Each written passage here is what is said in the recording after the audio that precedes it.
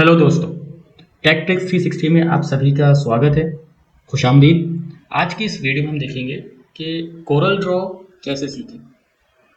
मैं आपको अलग अलग वीडियोस में कोरल ड्रॉ की डिटेल्ड ट्यूटोरियल बताऊंगा और आपको बहुत ही आसान तरीके से सिखाऊंगा कि कोरल ड्रॉ को कैसे यूज़ किया जाए, कैसे इसमें डिज़ाइन बनाया जाए। आप देख सकते हैं कि जब आप कोरल ड्रॉ ओपन करेंगे तो ये ऐसा इंटरफेस आपको दिखाई देगा। इसमें मेरी ऑलरेडी पहले से कोई कुछ डिज़ाइंस है, जो मैं डिज़ाइन मैंने क्रिएट किया है यहाँ पे, तो वो दिखाई दे रही है। अब आपको करना ये है कि जब आपको कोरल ड्रॉ आपका पेज ओपन हो तो आपको न्यू डॉक्यूमेंट पे क्लिक करना है। आप जैसे ही क्लिक करेंगे, अभी यहाँ पे जो बॉक्स में आपको चेंजेस करना है मैं अभी नहीं बताऊंगा आपको आगे समझ में आएगा जैसे जैसे आप यूज़ करेंगे। तो अभी आप इतना करना है कि आप सिर्फ ओके कर दीजिए और ओके करके ओपन करिए। ओके, तो जैसे ही आप ओपन करते हैं तो आपको ऐसा इंटरफेस दिखाई देगा। ओके, अब इसमें जो इम्पोर्टेंट चीज़ आपको जाननी चाहिए वो मैं बताता हूँ, क्योंकि ये पहली वीडियो है। ये जो है ये आपको दिखाई दे रहा है, ये पूरा ग्रे कलर के अंदर ये मेनू बार है। ये मेनू बार के अंदर अलग अलग मेनूज दिए गए हैं, फाइल, एडिट, व्यू।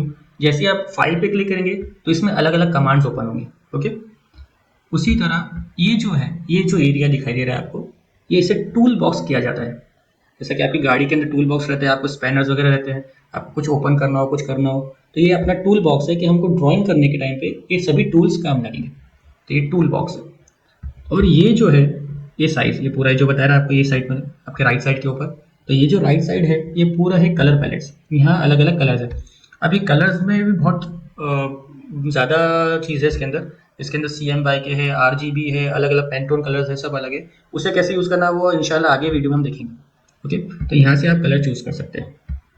अब यहाँ जो दिख रहा है आपको पेज 1, तो यहाँ आप अलग अलग पेज, जैसे कि ये पहला पेज है हमारा, हमें पेज ऐड करना, तो हम यहाँ जो प्लस साइन है यहाँ क्लिक करेंगे तो पेज 2, ये दूसरा पेज आ गया। ये पहला पेज और ये दूसरा पेज, ऐसे हम पेज चेंज कर सकते हैं। ओके, और ये जो साइज आपको ये जगह दिख रहा है, ये जो एरिया दिख रहा है, इसे हम प्रॉपर्टी कहते हैं। ये प्रॉपर्टी हमारा क्या है कि प्रॉपर्टी बार है। यहाँ से हम पेज की साइज और जो भी हमने इनिशियली हमने जो भी टूल बॉक्स में से टूल सिलेक्ट किया है उसकी डिटेल्स हम यहाँ से चेंज कर सकते हैं। और ये जो दिख रहा है आपको, ये जो विंडो दिख रही है आपको, ये ड्राइंग विंडो है पूरी। और इसमें ये जो पार्ट दिख रहा है आपको, ये जो उभर के आ रहा है, ये है हमारा कैनवास। यानी जैसे आप जो भी पेंट करते हैं, ड्राइंग करते हैं, तो उसमें आपको कैनवास, अब पीछे एक बैकग्राउंड रखता है इसका जिसके अंदर आप पेंट करते हैं, तो ये कैनवास है। अब सबसे पहले आपको कुछ भी डिज़ाइन करनी है, ड्रॉ करना है, तो आपको कैनवास की साइज प्रोजेक्ट करनी पड़ेगी कि मुझे ये कैनवास की साइज पे, ये साइज के ऊपर मुझे बनाना है। जैसा कि आपको A4 साइज के ऊपर प्रिंट निकालनी है या आपको एक बैनर बनाना है, तो जो भी आपको बनाना है उसकी साइज आपको पहले कंफर्म करनी पड़ेगी। अब ये जो प्रॉपर्टी बार है, ये प्रॉपर्टी बार के अंदर यहाँ यूनिट दिया गया है कि आप आपके पसंदीदा यूनिट पे आप बना सकते हैं। जैसा कि आपको फीट समझ में आता है तो आप फीट के थ्रू बनाइए, और अगर आपको सेंटीमीटर्स के थ्रू बनाना है, सेंटीमीटर, जैसे आप यहाँ क्लिक करेंगे ड्रॉप डाउन के ऊपर, तो यहाँ इंचेस, मिलीमीटर्स, पॉइंट्स, पिक्सल्स, अलग अलग चीज़ आती है। तो आपको जिस तरीके से बनानी हो आप उस तरह से डिज़ाइन बना सकते हैं, यानी उस साइज़ के अंदर डिज़ाइन ले सकते हैं। जैसा कि अभी मुझे फीट में बनानी है तो मैं फीट सेलेक्ट करूँगा, मुझे इंचेस में बनानी है तो मैं इंचेस सेलेक्ट करूँगा, छोटी डिज़ाइन तो इंचेस में या सेंटीमीटर में या मिलीमीटर बनाएंगे। और उसके पहले यहाँ कुछ प्रीसेट्स ऑलरेडी दिए गए हैं। जैसा कि अभी मुझे A4 साइज बनानी है तो मुझे यहाँ जाके सिलेक्ट करना नहीं पड़ेगा, डायरेक्ट मैं यहाँ से A4 सिलेक्ट करूँगा, ये मेरा कैनवास छोटा हो गया। ओके, ये A4 हो गया। अब A4 साइज है ये बराबर। अब मुझे ये पोर्ट्रेट में है, मुझे इसे लैंडस्केप में करनी है, तो प्रॉपर्टी बार में आपको ये जो दिख रहा है लैंडस्केप, यहाँ लैंडस्केप पे आप क्लिक करेंगे तो ये आपकी जो कैनवास है ये लैंडस्केप में हो गया बराबर। ये आपका ड्राइंग पेज है, ये अभी आपने ड्राइंग कोई शुरू नहीं किया, आपने सिर्फ पीछे सेटिंग्स आप कर रहे हैं, मगर ये बहुत छोटा दिखाई दे रहा है, मुझे इसे जूम करना है। तो ये जो टूल बॉक्स है आपके अंदर, तो ये टूल बॉक्स के अंदर आप जूम टूल पे क्लिक करेंगे, जिसका शॉर्टकट की Z है। आप कीबोर्ड पे Z प्रेस करेंगे तो जूम टूल ओपन हो जाएगा। ओके, तो मैं जूम क्लिक करूंगा, जूम टूल पे आप देख सकते हैं प्रॉपर्टी जो बार है, बताया था आपको, जो भी आप टूल बॉक्स लेंगे उसकी प्रॉपर्टीज यहाँ जाएगी। तो यहाँ 3 अलग अलग किस्म के जूम दिए गए। एक जूम टू पेज, यानी आपके पूरे पेज में ये जो कैनवास है पूरा जूम हो जाएगा एग्जैक्टली, ताकि आप बराबर वर्क कर सको।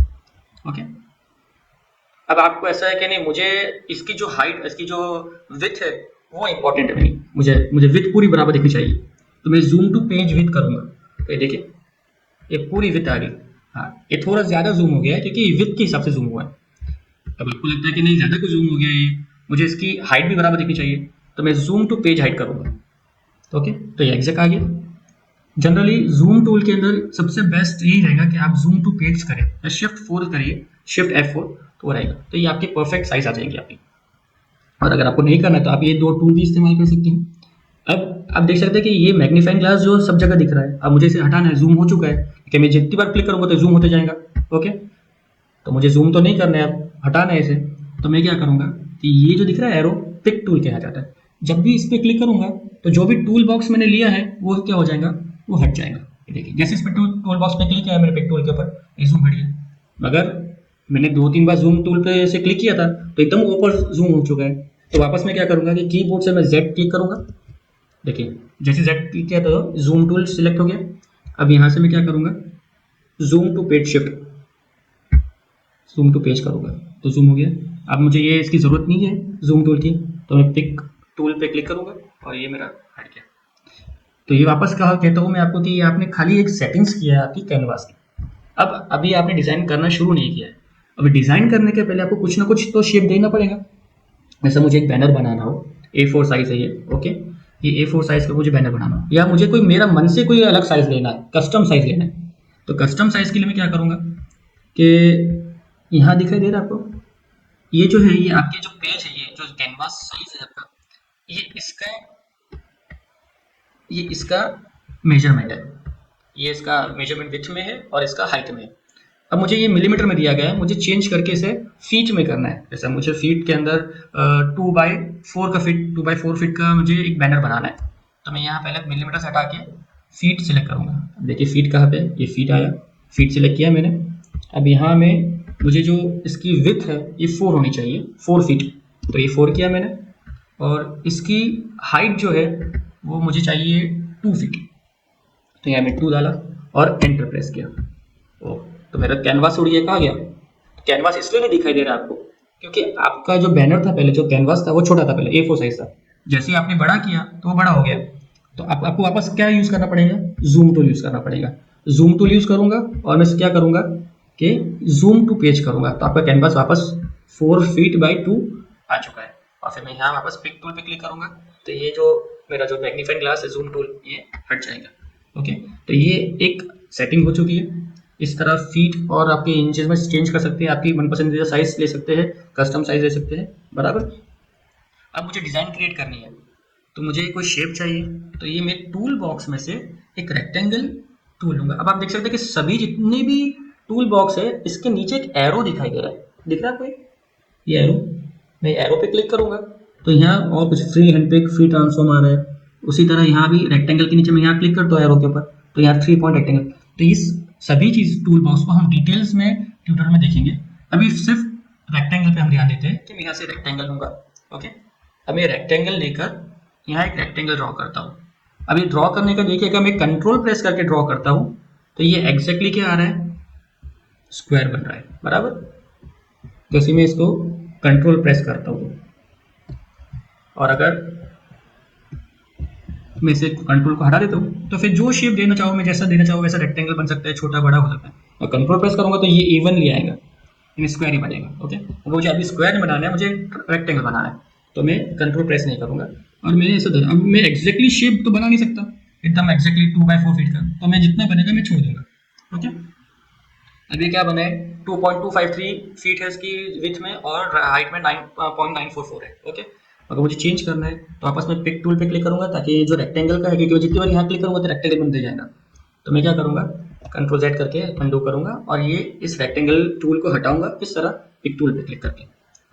अब जब भी कोई चीज़ को आपको कलर करना हो या उसे कुछ चेंज करना हो तो पहले उसे सिलेक्ट करना पड़ेगा। तो मैं जब रेक्टेंगल पे क्लिक करूंगा तो रेक्टेंगल सिलेक्ट हो जाएगा। अब मैं इसका कलर, अब मैं इसका विड्थ और हाइट चेंज करूंगा, मगर मुझे ये ध्यान रखना है कि अभी जो इसका शेप है मैं जब भी चेंज करूंगा, यहाँ से सपोज या 2.253 है ना, मैं यहाँ से अगर 4 करूंगा, इसकी मुझे इसकी विड्थ 4 करनी है, मैं 4 करूंगा तो ऑटोमेटिकली इसकी हाइट भी चेंज होगी, ये देखिए।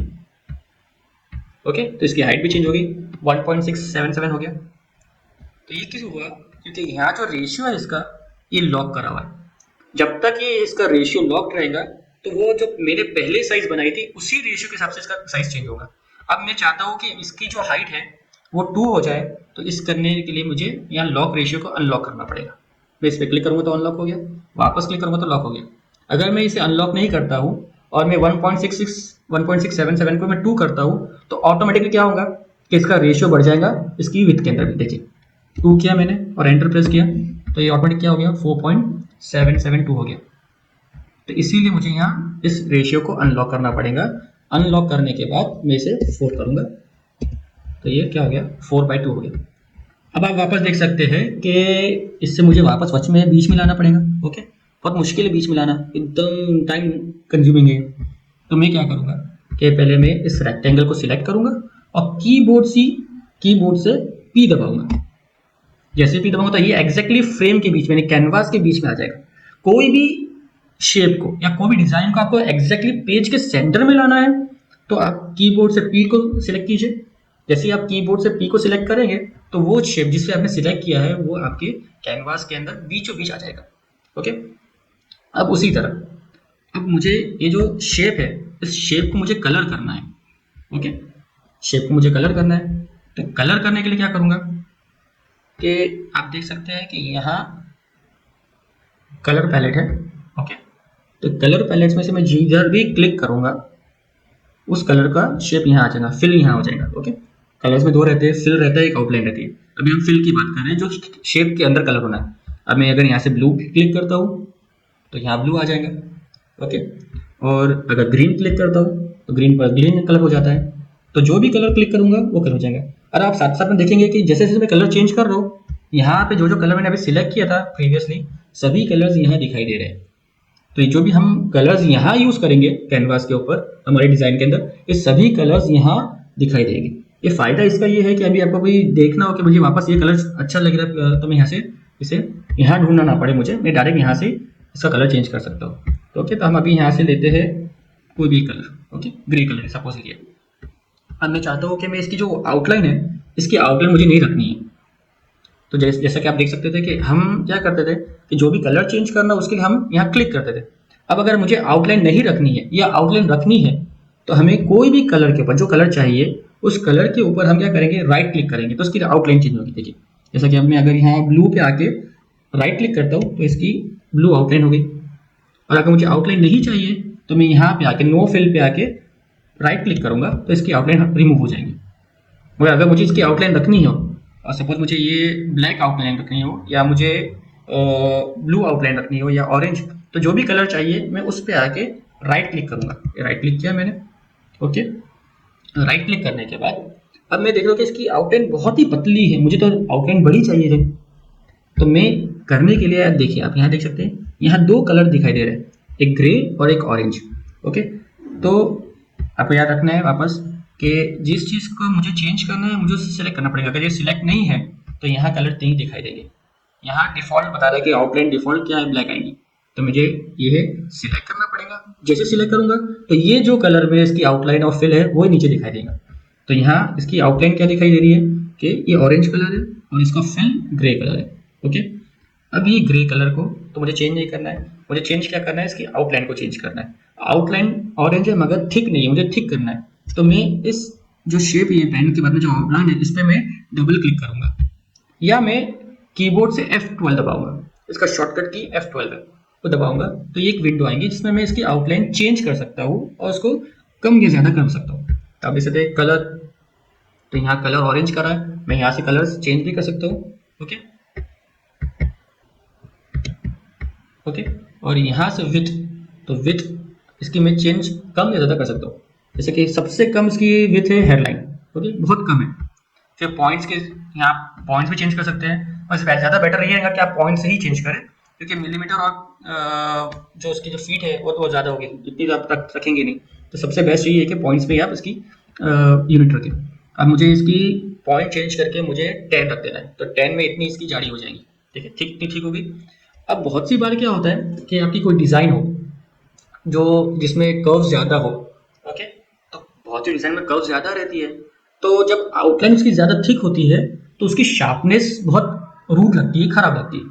तो ऐसे टाइम के अंदर आपको करना ये है कि आपको इसकी जो थिकनेस है वो यहाँ से आप चेंज कर सकते हैं। जैसा कि यहाँ से मैं राउंड कर देता हूँ, ये देखिए इसके जो कॉर्नर्स है वो यहाँ से राउंड कर दिया मैंने। जैसे इसका मैंने कॉर्नर्स राउंड कर दिया यहाँ से, तो क्या होगा कि जब भी मैं कोई डिजाइन बनाऊंगा तो उसकी जो कॉर्नर्स है वो राउंड हो जाएंगे। ओके, मैं आपको अब जूम करके बताऊंगा। देखिए ओके करता हूँ मैं, अभी देखिए आप ये देख सकते हैं इसका कॉर्नर्स, इसके कॉर्नर्स राउंड हो गए। ओके, ये अभी आपको इतना ज़्यादा समझ में नहीं आएगा, मगर जब आप कोई डिज़ाइन बनाएंगे, क्रिएटिव डिज़ाइन बनाएंगे और जिसके अंदर ऐसी डिज़ाइन हो जो इसमें कर्व ज़्यादा हो, तब आपको ये डिज़ाइन में आएगा। उसी तरह वापस हम जाएंगे आउटलाइन के अंदर, और अब आप देखिए इसमें एक और चीज़ ये है कि अगर मुझे जो इसकी आउटलाइन है, आउटलाइन चेंज कर जैसा मुझे देखिए अलग अलग स्टाइल दी गई है, मुझे ऐसी आउटलाइन चाहिए जिसके अंदर क्या हो कि डॉट्स आ रहे, तो ये डॉट्स आ गए। अब मुझे ये आउटलाइन चाहिए कि सिंगल प्लेन आउटलाइन चाहिए, तो ये आउटलाइन ऐसे आ गई। ओके, तो अभी तो मुझे सिंगल ही चाहिए पूरा प्लेन, तो मैं यहाँ प्लेन रखूँगा। अब मैं चाहता हूँ कि जब मैं ये जो मेरा जो डिज़ाइन है छोटा हो या बड़ा हो, दोनों में क्या हो कि सेम उसकी जो आउटलाइन है उसका रेशियो सेम रहे। ओके, तो मैं स्केल विद ऑब्जेक्ट करूँगा। अगर मेरी आउटलाइन, मेरा जो कैनवा में डिज़ाइन बड़ी होगी तो इसकी ऑब्जेक्ट ऑटोमेटिक क्या होंगी, बड़ी हो जाएंगी, यानी उसकी विड्थ इंक्रीज होगी। और अगर ऑब्जेक्ट छोटा होगा, मेरा जो डिज़ाइन छोटी होंगी, तो उसकी जो स्केल है वो छोटी हो जाएगी। बराबर। अब ये मैं चाहता हूँ कि जो बिहाइंड फील्ड, यानी ये जो इसकी बहुत सी डिज़ाइन ऐसी रहती है, ये डिज़ाइन के अंदर अगर ऊपर से आउटलाइन की जाए तो बहुत खराब लगेंगी, तो मैं क्या करूँगा, उसे बिहाइंड फिल करूँगा। ओके, तो बिहाइंड फिल करूँगा, तो ये जो आपकी आउटलाइन दिखाई दे वो बिहाइंड हो जाएंगी। देखिए जैसे अनचेक करता हूँ तो वापस ऊपर आ गई, तो ये आपकी डिज़ाइन के पीछे चली जाएंगी, पीछे से निकलेंगी। तो ये जब टेक्स्ट लिखते हैं और ये डिज़ाइन करते हैं उसमें से बहुत अच्छा लगता है। ओके, अब इसके अंदर कुछ मुझे टैक्स ऐड करना है। बराबर।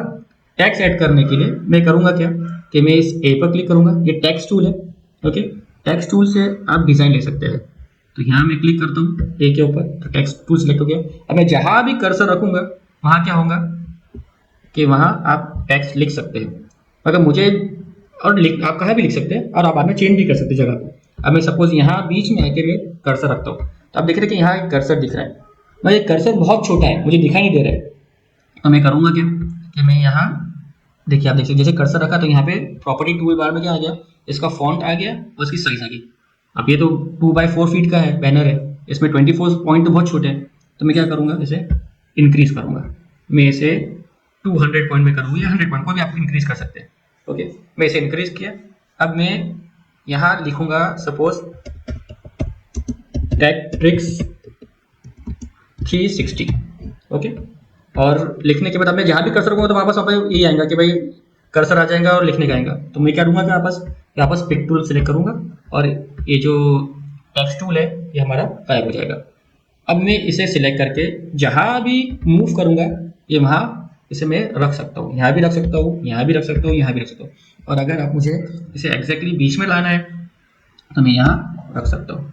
ओके, अब आपको ये देखना है कि मुझे इसे इंक्रीज करना है तो मैं डायरेक्ट यहाँ से भी इंक्रीज कर सकता हूँ इसकी साइज। ओके, ये जानना जरूरी है कि अगर मैं यहाँ कॉर्नर से इंक्रीज करता हूँ तो ये एग्जैक्टली इवनली इंक्रीज होगा, मगर अगर मैं यहाँ से इंक्रीज करता हूँ यहाँ से, तो ये विड्थ के अंदर इंक्रीज होगा, इवनली इंक्रीज नहीं होगा, इसकी हाइट वैसे की वैसे रहेगी। ओके, और अगर मैं यहाँ से इंक्रीज करता हूँ तो इसकी हाइट इंक्रीज होगी, इसकी विड्थ इंक्रीज नहीं होगी। तो आप जो भी डिजाइन आप इसमें क्रिएट करें उसमें हमेशा इसके कॉर्नर से इसे इंक्रीज करें ताकि इसकी विड्थ और हाइट दोनों साथ में इंक्रीज हो, यानी इसका रेशियो बराबर रहे। ओके, अब मैं यहाँ से भी इंक्रीज कर सकता हूँ, मुझे चाहिए कि मैं पूरे रेक्टेंगल के अंदर बराबर इसका रहे। अब इसे बीच में लाने के लिए क्या करूँगा, कीबोर्ड से पी प्रेस करूँगा। ओके, अब बात वही है कि मुझे इसका कलर चेंज करना हो तो मैं यहाँ से इसे सिलेक्ट किया है मैंने। अगर मैं ये पीछे बैकग्राउंड को सिलेक्ट करता हूँ तो इसका कलर चेंज होगा, और अगर मैं टेक्स्ट को सिलेक्ट करता हूँ तो इसका कलर चेंज होगा। तो यहाँ से मैं सिलेक्ट किया मैंने और रेड कलर करा मैंने। ओके, अब अगर मैं चाहता हूँ कि मैं इसे जो टेक्स्ट है ये टेक्स्ट मेरा थोड़ा और बोल्ड हो जाए, तो आप देख सकते हैं प्रॉपर्टी बाद में यहाँ बी बोल्ड पर क्लिक करूँगा तो ये बोल्ड हो गया। ओके, इटैलिक करना है तो इटैलिक भी कर सकता हूँ, और अगर मुझे अंडरलाइन करना है तो अंडरलाइन भी कर सकता हूँ। ओके, तो इस तरह में मेरा जो डिज़ाइन है उसे मैं चेंज कर सकता हूँ। और आज की वीडियो यहीं तक। इंशाल्लाह अगली वीडियो में हम जानेंगे अलग अलग टूल्स को, और हम जानेंगे कि कैसे और अच्छी तरीके से हम डिज़ाइन कर सकते हैं। अगर आपको ये वीडियो पसंद आई हो तो ज़रूर लाइक कीजिएगा, सब्सक्राइब कीजिए, कमेंट करके बताएं कि आपको वीडियो कैसी लगी। Thank you.